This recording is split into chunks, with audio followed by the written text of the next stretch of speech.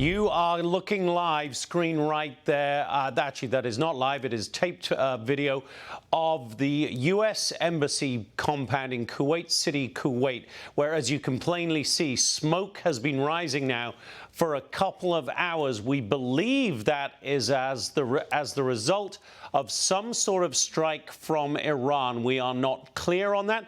We have not got any word of any casualties at the moment, but the U.S. Embassy has asked those who work there not to approach the embassy, to stay in their residences, to stay on the lowest floor possible, and to stay away from that embassy, where you can clearly see a fire is burning right now. Now, that is a large compound, I can tell you from experience there in Kuwait City, so it's unclear to us which, if any, of the buildings on that compound have been hit, but we will bring you more details as we get them. In the meantime, President Trump says Iran's new potential leadership is open to talks, although Iran's Ari Larijani, one of a handful of top leaders still alive, just said a short time ago that his country will not negotiate. For more, let's bring in Andrew Harding, Senior Associate at the Heritage Foundation. He's also a national security and foreign policy expert. Good to have you with us.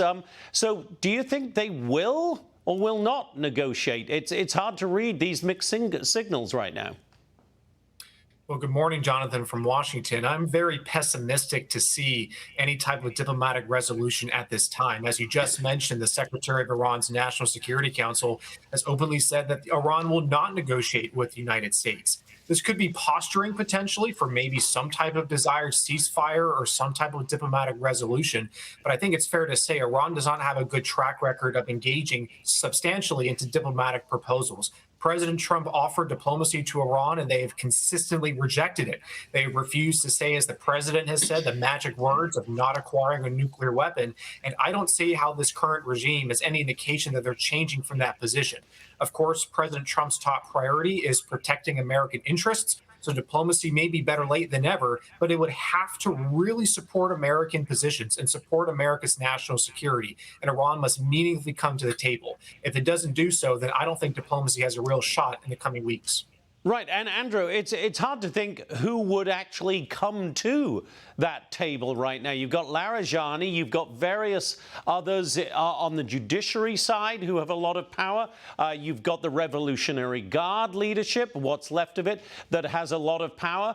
So if President Trump does want to talk to somebody, I mean, it's hard to know whom he's going to talk to.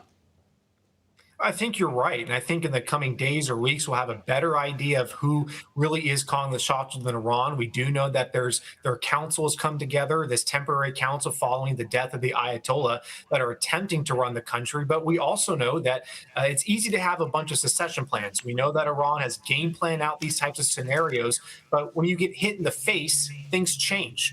And it's very easy to put things on paper. But now that the operation is occurring, Operation Epic Fury, it remains to be seen how Iran will be able to standardize and centralize its military, the IRGC, when it comes to responding to the United States and Israel and Gulf partners. So until that comes, I think Operation Epic Fury will continue. The president and Israel have been very happy with the results. And perhaps over time, we'll get a better sense of who's willing to negotiate with the president. But again, it has to be meaningful. It has to meet America's national interests in order for diplomacy to have any real chance under President Trump.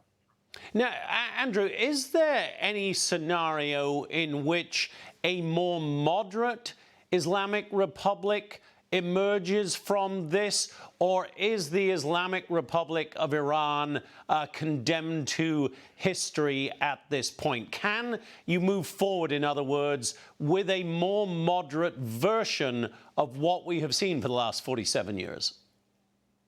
I certainly think it's possible, but this is where President Trump has made clear that this will be up to the Iranian people. As he said yesterday, President Trump is providing support from the United States, certainly from an aerial campaign and naval campaign in support of missile strikes and missile defense. But ultimately, the Iranian people will have to take advantage of this opportunity and take control of their own destiny.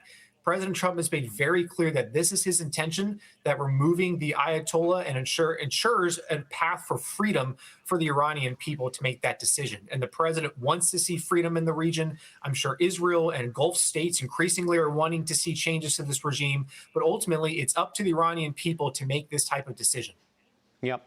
Andrew Harding, thank you so much. Great pleasure to talk to you this morning. Thank you for staying up with us, sir. Thank you. Click here to subscribe to the Fox News YouTube page to catch our hottest interviews and most compelling analysis. You won't get it anywhere else.